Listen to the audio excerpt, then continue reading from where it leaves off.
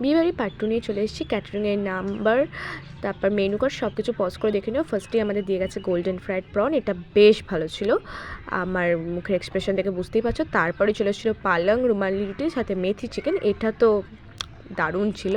তারপরে আমাদের বাঙালিয়ানা ভেটকি পাতুরি আর ভাত, এটা তো আমার ফেভারিট কম্বিনেশন একটা, কিন্তু সেদিন অতটা বেশি ভালো হয়নি, এভারেজ টাইপের। তার জন্য আমি আর একটা পিস নিয়ে দেখি যে ওটা কেমন খেতে হয়েছে। তো ওটা যদিও বা একটু বেশি ভালো ছিল আগেরটার তুলনায়। তো এরপরে চলে এসেছিলো এটা খাওয়ার সাথে সাথেই মাটন কষা আর বাসন্তী পোলাও। বাসন্তী পোলাওয়ে সব রকম সবজি বলো, যেটা আর কি ভেজিস আর কি, গাজর, বিনস, মটরশুঁটি, কাজু, কিশমিশ সব কিছু ছিল। আর সাথে মাটনটা ছিল একদম ঝাল ঝাল। ঝাল যারা পছন্দ করো তাদের জন্য একদম পারফেক্ট। তারপরে চাটনি পাঁপড় পড়ে গেছে, আর চাটনিটা পাঁপড়ের সঙ্গে খেতে আমার সবসময় ভালো লাগে। তারপর বেকড রসমাধুরি সাথে আইসক্রিম আর পানি।